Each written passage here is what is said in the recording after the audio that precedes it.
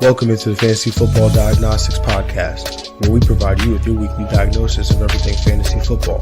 Whether it's season-long leagues, dynasty, DFS, or sometimes even IDP, we got you covered all year long.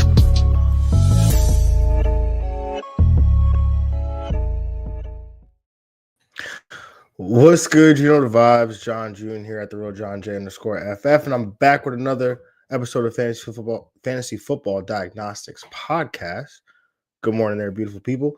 It is November 18th, 7 a.m. Eastern, and apparently we're not live on X right now. So if you're watching on YouTube, Twitch, you should be good. If you're listening on podcast platforms, you should also be good, assuming I loaded the episode. Again, apologies for that in week 10. But on X, it seems like we are down right now, or X is down right now. So this show will not be aired on X right now, but we'll find a way to get it up there. No way, some way, somehow. But it is week 12, and the injury bug just will not leave us alone, y'all. It really won't. Had a bunch of injuries this week, and some unfortunate updates on some guys that we were waiting to hear on. We've also got another 4 teams on bye. We've got Denver, the Chargers, Miami, Washington, all on bye. So, again, lineups are getting thin again as we get to the thick of it. Today, I'm going to walk through the top waiver ads across every position. The show will seem a little bit different from that perspective today, but I think it should be for the better. But let me know, obviously what you guys think. I'm always open to feedback. So whether that's, you're watching on YouTube, just leave a comment, or you're watching on Twitter, go ahead. Leave a comment there as well. You can't be watching on Twitter because, I said that already. But anyway, you listen on podcast platforms. Feel free to reach out, or on Patreon as well. Or you could always send an email at football.fantasydiagnostics@gmail.com. Look at that. Again, if you want to access the free cheat sheet on patreon.com, just got to go to patreon.com/FFDX. If you want to become a supporter for just $1 a month, actually it doesn't cost you anything right now because we are running a promotion through Thanksgiving where you get everything that the FFDX supporter tier gets, which is the waiver wire article, which drops on Monday, expanded rankings, which drop on Wednesday or Thursday, Wednesday, Thursday, and then you get the Sunday morning Q&A. So, please go ahead, go to patreon.com/FFDX, go take a look. And so one more thing before we jump into the show, right? Thanksgiving is next week. So that means that our show looks a little bit different, right? What does that look like? We will be doing our normal waiver show on Tuesday morning as we normally would. But then you'll see me right back 36 hours later, because we'll be doing the matchup show on Wednesday at 7 p.m. Eastern. It'll still be live. It'll be a live show. It'll be Wednesday night, 7 p.m. Eastern. We're going to break down every game for week 13, right? And we have no bye weeks, so we get all of them, right? So 16 games for week 13. We'll be breaking all of those down. And again, that'll be Wednesday live, 7 p.m. Eastern. Obviously, the recording will be up. It'll be on podcast platforms.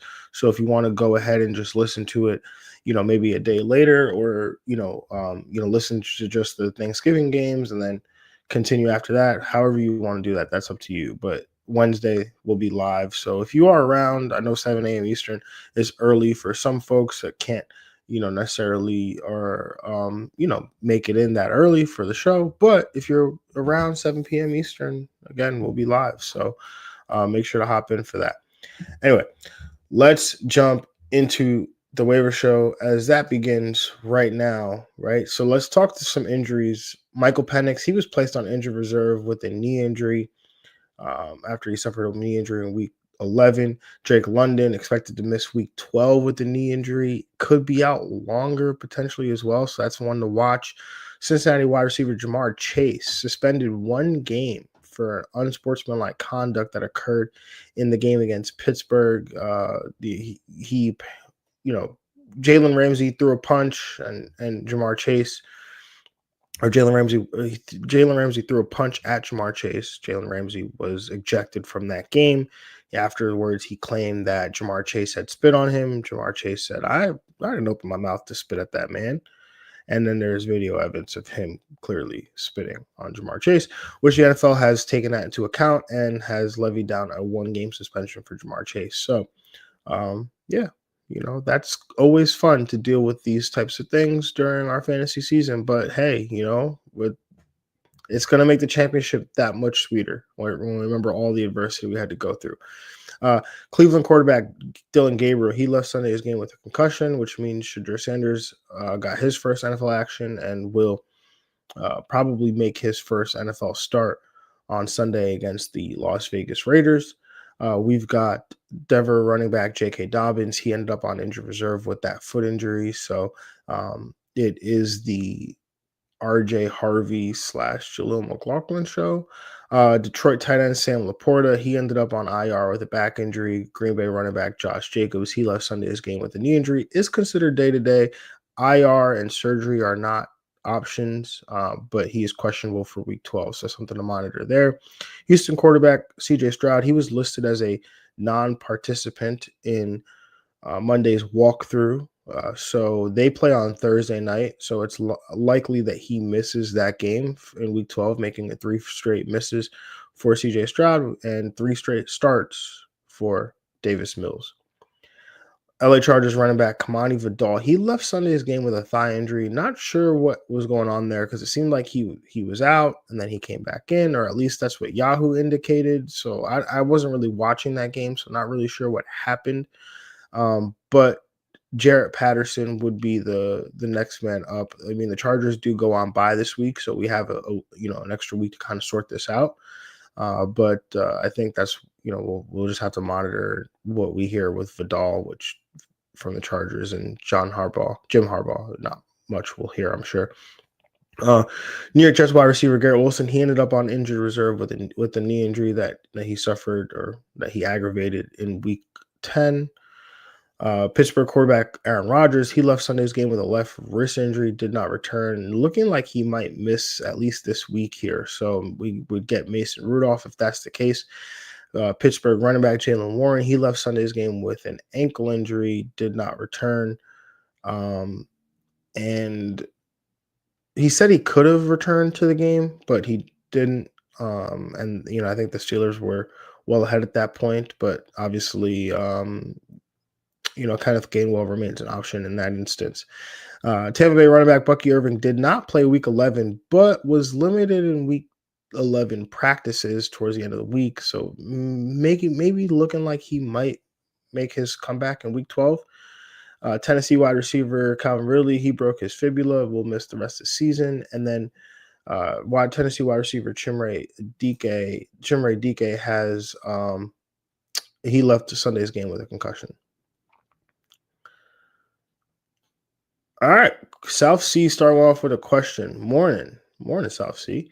South Sea 77. Can't forget that 77. I have Bucky and White. Would you drop White for Tucker? Yeah, I think I would drop White for Tucker.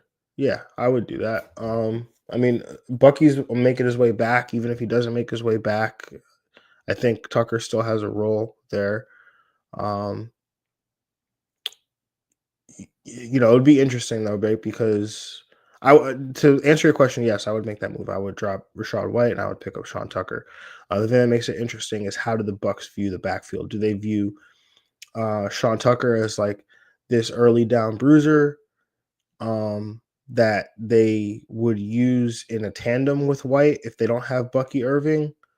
Because they don't mind running Bucky Irving on first and second down, right? Like, they don't mind doing that at all. I think really where they spell Bucky a lot is in the passing game, and they use Rachaad White to do that. So does that mean that when Bucky comes back, that Tucker goes back to the bench, and then Rachaad White takes on the passing down work alongside Bucky, right? The thing is that Bucky's very capable of doing the passing down work, right? I don't know if they were just using those as opportunities to spell him, but Sean Tucker can easily spell him in those some of those early down scenarios, right? So it's just one of those weird personnel things that we'll have to sort out. But to answer your question, yeah, I would drop Rachaad White and pick up Bucky or Rachaad White and pick up Sean Tucker. All right, let's move on to the quarterbacks and let's talk Arizona quarterback Jacoby Brissett, available in 66% of Yahoo leagues. Again, no less than 19 fantasy points over his last 5 starts now. Next up is Jacksonville, who have allowed the 12th most fantasy points to opposing quarterbacks over their last 3 games. Moving on, we've got San Francisco quarterback Brock Purdy. He's available in 34% of Yahoo leagues. It was a solid first game back with 3 touchdown passes.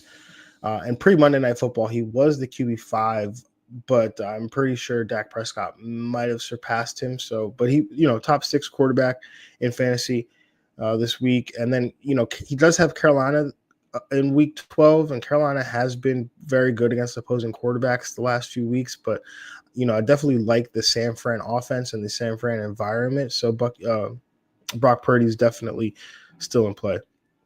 I clearly still have Bucky on the brain, by the way. All right, moving on, we've got Seattle quarterback Sam Darnold. He's available in 41% of Yahoo leagues. Now, look, it's been rough 2 weeks for Darnold, and I totally get anybody that's saying I absolutely don't want to play him. But before you say that, just remember, he gets a Tennessee defense that's allowing the 7th most fantasy points to opposing quarterbacks over their last 3 games. So Darnold definitely still in play here. And then last but not least, at the quarterback position, let's talk not Seattle quarterback. Wow, that's crazy. Carolina quarterback, Bryce Young. He's available in 87% of Yahoo leagues. It was quite the day for Bryce Young. More than 400 passing yards, 3 touchdowns, and now he gets a San Fran defense that's been very friendly to opposing quarterbacks, allowing the most fantasy points to the position over their last 3 games. All right, moving on to running back. Let's talk Arizona running back Trey Benson. He's available on 37% of Yahoo leagues. Still on IR right now. We're waiting on him to practice, but if he's available in your league, he's definitely worth a look. Green Bay running back Emmanuel Wilson, available in 91% of Yahoo leagues. With the Jacobs injury, Wilson went on to be the lead back here for Green Bay. If Jacobs has to miss this week against Minnesota, then Wilson would immediately slot in as an RB2. Hopefully, you all out there listening or watching have already picked up Emmanuel Wilson, or especially if you roster Josh Jacobs, because we've been talking about this one for a minute, but I'm not going to beat a dead horse, right? Anyway, let's talk Jacksonville running back Bashaw Tutin, available in 70% of Yahoo leagues. Tutin ended up leaving the game with an ankle injury in the 4th quarter, but prior to that, he had 15 carries for 74 yards and a touchdown. He did look really good in this game too. It almost seemed like the Jags came into this game with a plan to get him involved. So it's possible he might not play this week given the nature of the ankle injury. Again, that part I'm not sure. But if you've got the extra roster spot, he's definitely a guy that's worth an add. All right. Next up, we've got Arizona running back Bam Knight.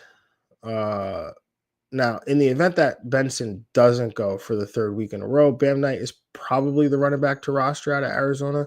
DeMarcado left with an ankle injury, and Knight had double-digit PPR points, scoring a touchdown there. So definitely, a usable option, assuming if Benson doesn't go. And then last but not least, we've got our guy, Tampa Bay running back Sean Tucker, available in 73% of Yahoo leagues. Tucker went nuts against Buffalo, 34 PPR points, leading the team in rush attempts, yards, and scoring 3 touchdowns on the day. Not surprising, though, as we mentioned him, before we mentioned him last week as well. He has talent, right? It's just a matter of the opportunities coming his way. And the opportunities came his way, right? He led them in rushing yards with, over 100 rushing yards on 19 carries. Now, Bucky Irving is expected to make his way back to the lineup, I would think, right? I don't know this for certain, but just reading the tea leaves, it does seem like he will be making his return to the lineup in week 12. But as I talked about at the top, I think Sean Tucker has earned himself some role. It's just a matter of how the Tampa Bay Buccaneers view their backfield and how they want to distribute the touches and basically provide the rest here for um, for Bucky Irving. All right. And then we have our usual suspects as the insurance policy running backs, right? Brian Robinson Jr. of San Francisco, Tyler Algier of Atlanta, Kenneth Gainwell of Pittsburgh, Blake Corum of the LA Rams, right? All these guys need to be in consideration for you, right? Even treat them as what I often call yo-yo running backs, where hey, I pick one up on Thursday night, drop them if the starter is fully healthy. Pick one up on Sunday morning, drop him after the 1 o'clock game if the starter is fully healthy. Pick one up at 4 o'clock, drop him after the 4 o'clock game if Sunday if the running back's fully healthy. Pick them up at Sunday Night Football, drop them. Pick them up before Monday Night Football, drop them. You get the point, right? So you can do this, literally the whole weekend, assuming you play in a league or a format that allows you to drop players after they've already played. But this is a very, if you have the time, if you sit in there, you pull out your phone to check your fantasy score, you got a guy on your bench that didn't do anything, just, hey, is there somebody else that I can pick up, right? Like, so you can do this, constantly. And it, allows you to pick up guys and potentially pick up a backup running back for a starter before they get injured, right? Again, we're never wishing injuries on anybody, but it's a part of the game. It happens, especially at the running back position. So totally makes sense. And if you're in a super flex league, you can do the same thing with quarterbacks, right? Like last night in my super flex league, or Sunday night, I picked up Joe Milton, right, of the Dallas Cowboys, because if Dak Prescott were, if something ever happened to him, Joe Milton would be in a super flex league, like probably like 60 to 90% of your fab budget in a super flex league, especially at this point in the season. So just something to think about, something to consider. But please, especially as we get closer to the end of the year or the regular end of the fantasy regular season, please target these handcuff running backs, right? These insurance policy running backs, because, right, Emmanuel Wilson, we're all going to run to go pick him up now, but he was basically free, right? He was available in 91% of leagues. So he was basically free, right? So again, I'm not talking to, if you're in a 10-team league or you're, in a shallower league, I'm most likely not talking to you. I'm talking to my folks that are in the 12-team, 14-team, 16-team leagues, right? I think it makes the most sense, right? Like, who has more value on your team? A backup kicker or a backup quarterback or a backup tight end or one of these backup running backs, right? So anyway, thanks for coming to my TED Talk. Let's move on to wide receiver. Indianapolis wide receiver Alec Pierce, available in 51% of Yahoo leagues. Look, he's coming off the bye week, but still probably the top ad at the position for me this week, despite the tough matchup against Kansas City. All right, I've been talking about Alec Pierce for weeks. At some point, I'm going to stop talking about it, but he's definitely earned the right, I think, to be the top ad coming off the bye week. Next up, we've got Arizona wide receiver Michael Wilson, and I almost left him off this list, but not on purpose. It was unintentional when I almost left him off this list. But he's available 52% of Yahoo leagues. Wilson had a big day in week 11, 15 catches on 18 targets for 185 receiving yards, 33.5 PPR points without the touchdown. Now, the reason why I almost left him off the list was because I don't necessarily believe he will immediately command more targets when Marvin Harrison. I don't know what is going on here. Marvin Harrison Jr. returns. But the matchup next week against Jacksonville, it's a solid one. And again, I don't want you guys to hear what I'm not saying. I love Michael Wilson. I still think he's a very good player. And he's a guy that I was targeting in drafts last year. Just didn't really come together. And this year, he's kind of been, an afterthought in terms of targets and target share, behind obviously Trey McBride and then Marvin Harrison Jr. But you go out, you have a game like this. I think it definitely opens you up to earning more opportunities. The other thing I would note though is, as crazy as the 18 targets sound, right? Like Jacoby Brissett, he completed 47 passes, right? Completed 47 passes. I don't know how many passes he threw, but I know he completed 47 passes, which is an NFL record. So when I look at the target share numbers for Michael Wilson Jr., right? We're talking about a 31% target share, which is still very good. That's an elite number. But it's not like a 40% target share or a 50% target share. This Jacoby Brissett threw the ball 57 times, right? So 57 times. So a 31% target share, elite number. But you know, it's it's I think the volume, I think it actually works two ways, right? I think the volume that Jacoby Brissett, I mean, he's throwing the ball 44, 36, 31, 44, now 57 across his 5 starts. So there's a ton of volume here. So as I'm talking through this, right, I may be convincing myself that Michael Wilson actually is a solid add because of the amount of volume here, and that if he has earned more targets, even if he gets to like an 18% target share, that could still end up yielding like 8, 9 targets, right? So okay, yeah. So Michael Wilson, again, I wouldn't expect 33 and a half PPR points, but I think you can look at him as a wide receiver 3 going forward, especially if Jacoby Brissett's going to throw the ball like this. All right, next up, we got Denver wide receiver Troy Franklin, available in 41% of Yahoo leagues. Now, look, he's on bye this week. Get it. Totally get it. But he showed well in a tough matchup, right? We talked about this coming into this week, right? That I'm not expecting Troy Franklin to do well in this matchup against Kansas City, right? And I actually had him as a buy candidate in the cheat sheet because my thinking was, all right, if he doesn't perform well in this matchup, he's going to go on bye. The Troy Franklin manager is not going to want to hold him.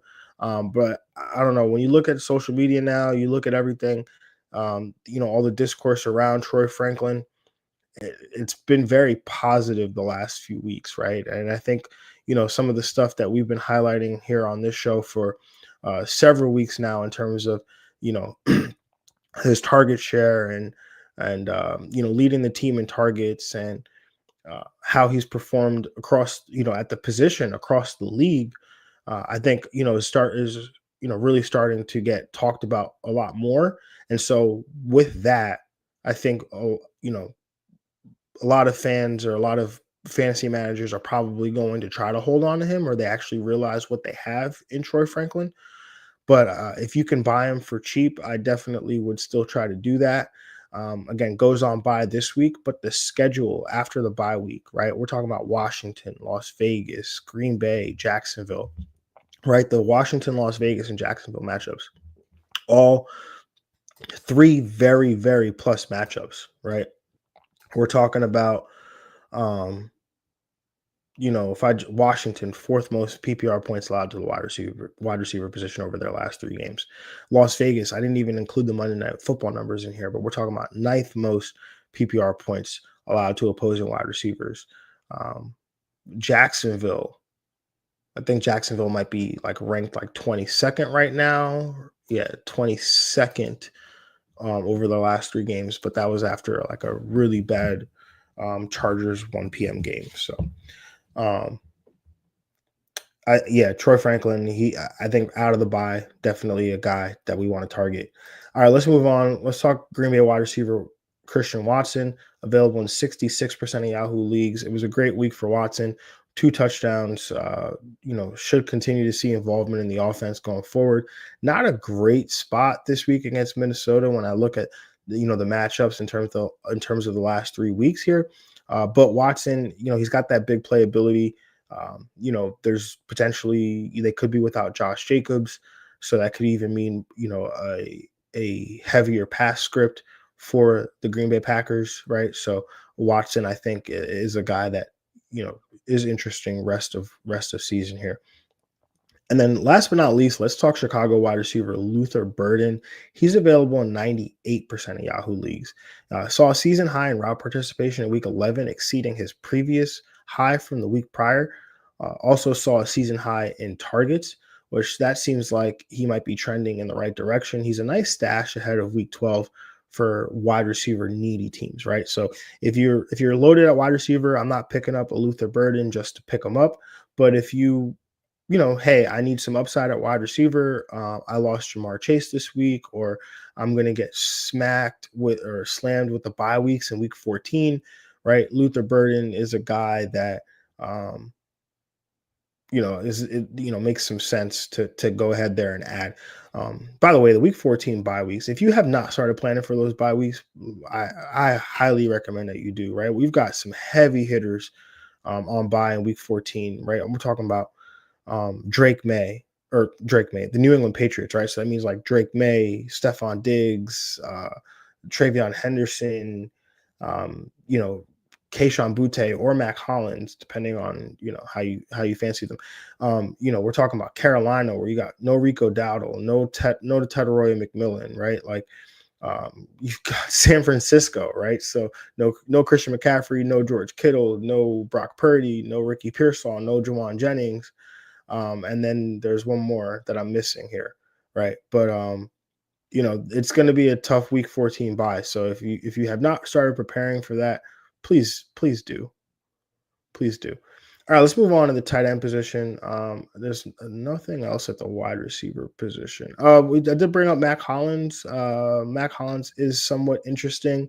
Especially if Kayshon Butte doesn't play. But if Kayshon Butte is available in your league, he's also a guy that's worth an ad if he comes back, right? I think either one of those guys is worth an ad if they were to come back, just given the matchup here against Cincinnati, which a very good one here. So Kayshon Butte available in 67% of Yahoo leagues, right? And then our guy Mac Hollins is available in 95% of Yahoo leagues, right? So I think it'd be Mac Hollins solely depends on Kayshon Butte and whether Kayshon Butte plays or not. But if he doesn't, then I'm continuing to ride the Mac Hollins wave, for another week if we can.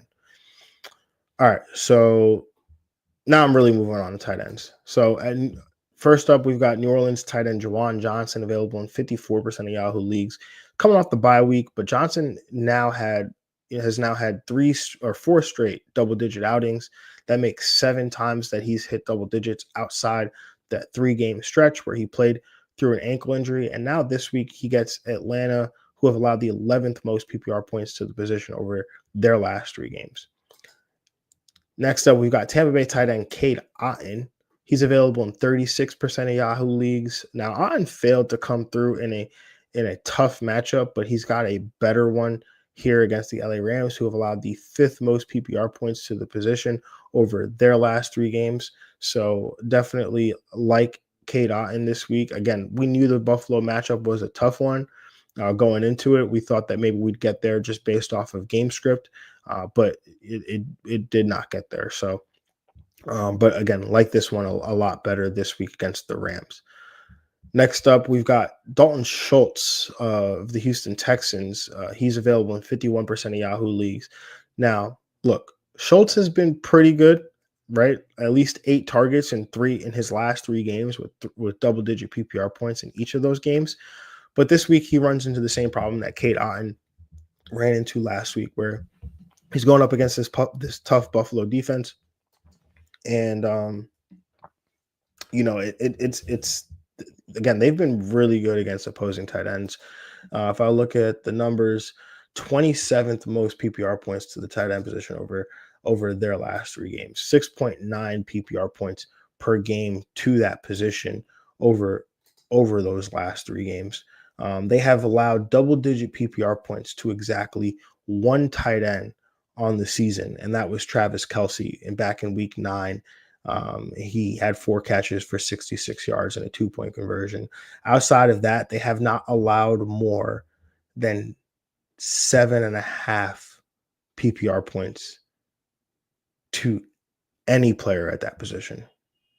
It's an elite run here from the Buffalo defense. But yeah, them against tight ends, not great. I think you would hope that maybe you can get there with volume, but as I'm looking at this, I think there's other ways, other places I would be willing to go here, to get some tight end production. Brenton Strange looks like he might be coming back too, so he's another guy who's interesting.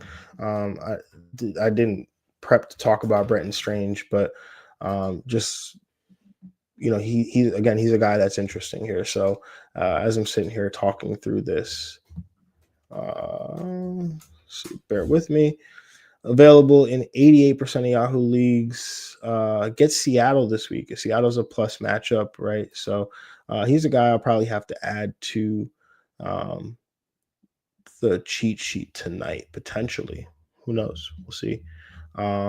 Seattle, 6th most PPR points against the tight end position. So Brenton Strange is another guy that's interesting here. So, all right, let's move on to these defense and special teams.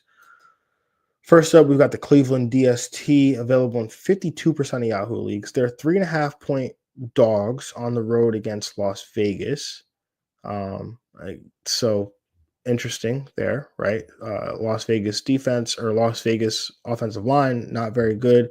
The Cleveland run defense, very good. Las Vegas didn't try to run the football last night, but Cleveland, I think I like their chances there. So, yeah, they're probably one of the top ads for me at the position. Then you've got Buffalo available in 50% of Yahoo leagues. They're 5.5-point favorites. They're on the road against Houston and backup quarterback Davis Mills. The Buffalo defense has been playing much better in recent weeks, and so I definitely like them in this spot against Houston. You got the LA Rams defense. They're available in 43% of Yahoo leagues. They are 6.5-point favorites at home against Tampa Bay. I also like them because their schedule, they get Carolina the following week and Arizona the week after that, right? You look at those are two offenses that are playing well, but those are two games where the LA Rams should be favored. So definitely like them for at least the next 3 weeks here. Next up, we've got the Las Vegas defense and special teams. They're available in 95% of Yahoo leagues. They are 3.5-point favorites at home against Cleveland, starting against Shedeur Sanders in his first NFL start. Sanders takes quite a bit of sacks, so it should be a good floor there for the Las Vegas defense. That game should be low scoring. If I had to take a look, I would be willing to wager that it had a 37.5-point total or less. Oh, look at that, 37.5 on the dot. And then last but not least, we've got the Chicago defense. They're available in 63% of Yahoo leagues. They are 3.5-point favorites at home against Pittsburgh and possibly making a start against Mason Rudolph. So the Chicago defense has been pretty opportunistic. They get quite a few bit of turnovers. So definitely a good one there. All right. That is it, y'all. So that's going to wrap up the Week 12 waiver show. Again, I was trying to do something a little bit different where I didn't want to throw like a million names at you guys. Just like really focus on some of the names that I thought really mattered. So that's what this format, I think, was what I was trying to do here. So if you enjoyed that, let me know. Give me some feedback. I'd love to hear what you guys think, but it yielded a 30-something minute episode. So trying to make these episodes shorter. So it's just compact and you guys get all the information you need. But again, closing in on the fantasy playoffs. So every move counts. Stay sharp, stay active, get ahead of your league mates now. If you found this helpful, make sure to like the video, subscribe, and turn on those notifications so you don't miss the Week 12 matchup show later this week. Also, make sure you jump over on the Patreon so you'll get the full FFDX cheat sheet at patreon.com/FFDX. It's 100% free, doesn't cost a thing. And then the FFDX supporter tier, which provides weekly waiver wire article, expanded rankings, a Sunday a Sunday afternoon Q&A. That is $1 a month, right? But over at patreon.com/FFDX, you'll be able to access all of those it'll be available to every tier from now through the end of Thanksgiving weekend, right? So go over there, take advantage of that, and go see what we have to offer there at patreon.com/FFDX, right? All right, y'all. That is it. I will see you on Friday for the matchup show. Until next time, y'all have a good one.